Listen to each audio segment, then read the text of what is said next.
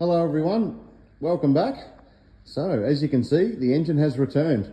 We're really excited about this. We've been looking forward to this day for quite some time.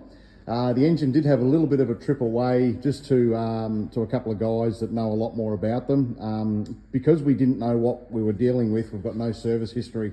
We just wanted to paint a picture on, I guess, what we've got. So we took it to a place, Glenn and Mick, who have got all the specialised tools, have got the experience to do it, and they've painted a really clear picture for us. So we're now confident in what we've got moving forward.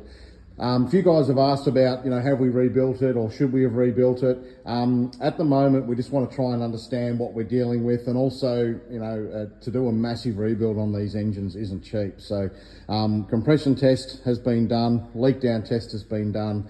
All of it's come back really good.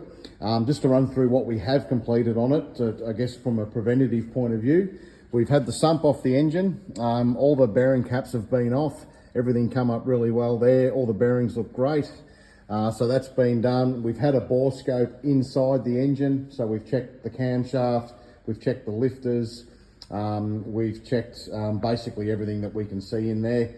We've gone down the spark plug holes, had a look at the cylinder walls, had a look at the valve faces. Everything looks really good. So the sump was reinstalled, as you can see, and all cleaned up. The cam belt was really sad. So it's been changed, new cam pulleys, new crankshaft drive pulley as well down the back there, which you can't quite see anymore. All the front's been off. We've got a new oil pump drive pulley as well. That was quite pointy and worn. So just a lot of preventative things that I guess aren't a massive expense, but at the same time can cost a lot of money if they fail.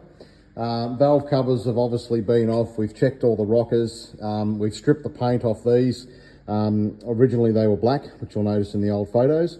We've gone back to the raw material colour because that's how it was in the photos when the car was built. These were a slightly different set of rocker covers. We're still looking for the originals, but these will do for now. They're still period correct from back in the day. So that's all done. We've still got to reseal these, obviously. All the injectors have been out of the car and they've been tested and serviced up.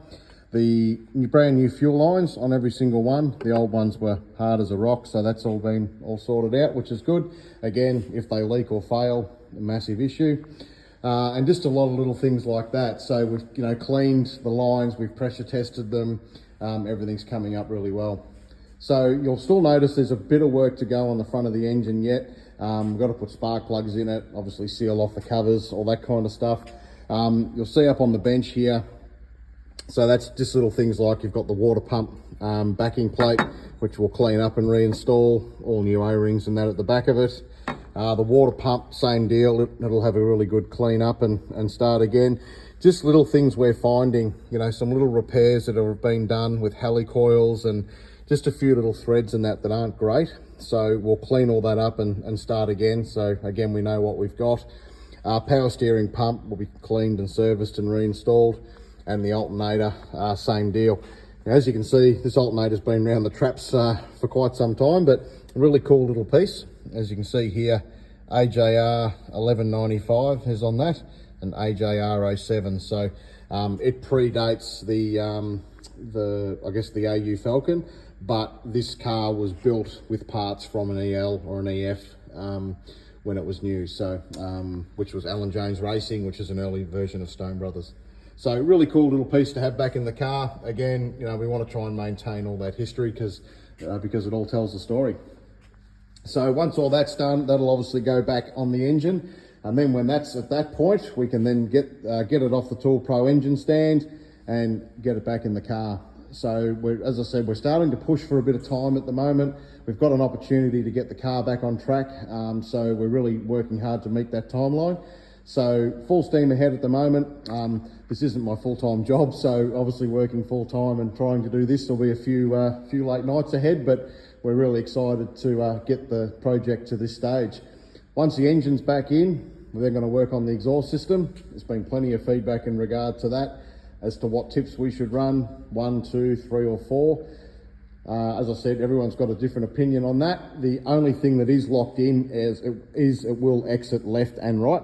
So that's the only thing that we are committed to at this stage. main reason is it's got to spit flames out of both sides. There's no other reason. So it just looks cool. So yeah, so once we get to that point, the header's back on the engine and the exhaust reinstalled. We'll fit it up without the tips, and then we'll have a bit of a fiddle around and see what we can come up with there, and obviously share that journey with you for your opinion. So thanks again for your support. We'll push on here, and we look forward to bringing you more shortly. Thanks again.